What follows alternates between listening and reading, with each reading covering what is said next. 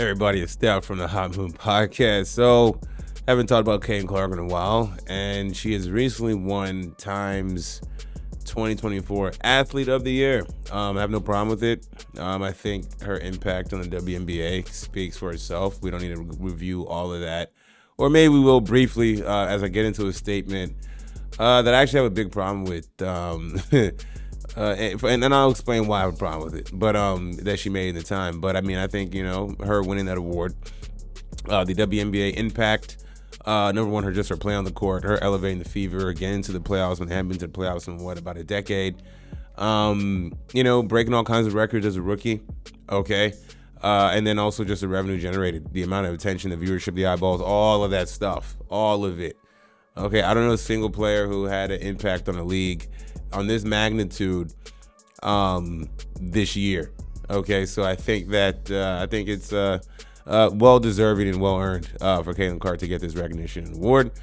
Okay, anyways, so in this article, all right, she makes a statement because look, we know of the racial issues that happened during the season or towards the end of the season. I believe, I forgot the player, but there was some racial attack or whatever on a player.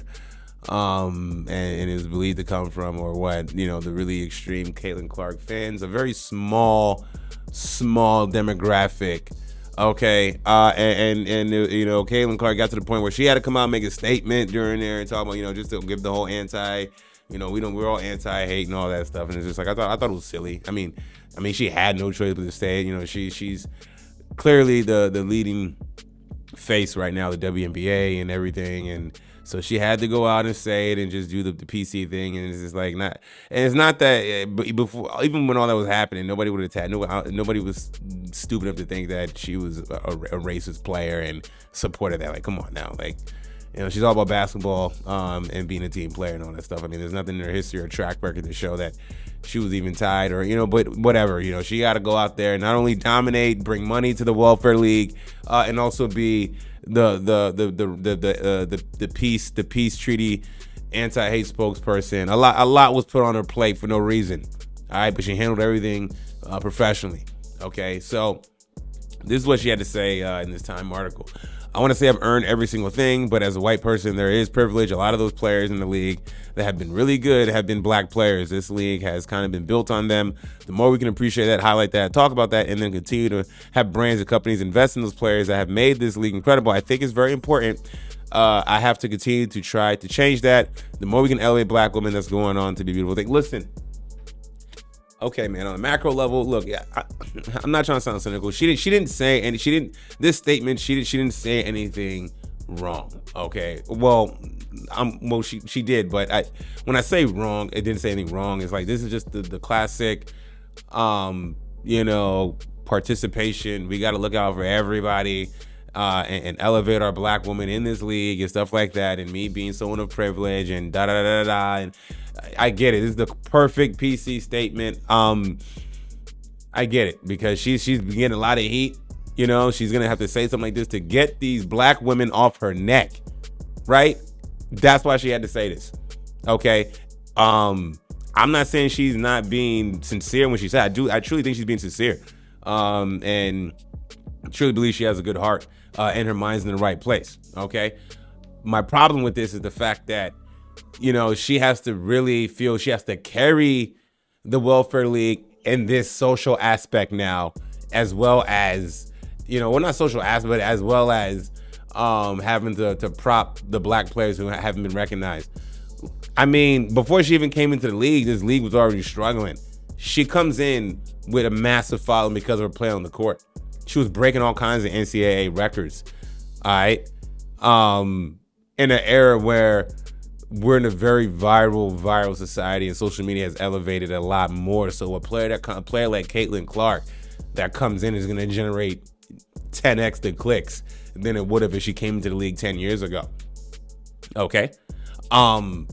She comes in and she's, breaking all kinds of records, assist records, everything, all right?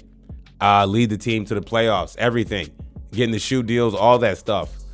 Yeah, she earned it. There's nothing white about her getting. Her being white had nothing to do about getting these deals, about getting anything, in my opinion.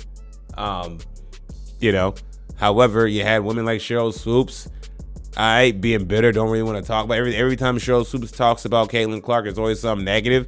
Is this the black? So this is the black players we get that she's talking about, like a Cheryl Swoop that's built the league. Yeah, she's helped built it, but has Cheryl Swoop lately helped elevate it herself with her mouth, with her mouth on her platform or being on Gil's platform and whatnot, you know, and being talking during some of these WNBA games, you know. It's not Caitlin Clark's responsibility. Caitlin Clark's responsibility is to continue to perform and excel at her craft, and everybody else can ride her coattails and eat. She doesn't have to sit up there and continue to acknowledge or try to acknowledge black players or feel bad for the welfare players. You know what I'm saying? Or this welfare league that she has already elevated enough. Okay? I mean, her getting a deal was able to allow people to talk loud enough for Asia Wilson to get a deal. You know what I'm saying? Asia Wilson's a nice player, but I mean, her game isn't as electrifying, and she didn't come in with a massive following like this. You know what I'm saying? I mean, look, you know, when she came in, she caught lightning in a bottle. You know, her game was the viewership, everything. Her game was appealing to the general audience eye. You know, and this is sad. This is truly sad that she feels the burden and having to push change in the WNBA. Man, there was plenty of black players before. Okay, so when Juju Watson was a black player playing for USC, balling, absolutely killing cats on the court. So when she comes in to WNBA as a black player and is gonna get deals, sponsorships out the gate, will it be as?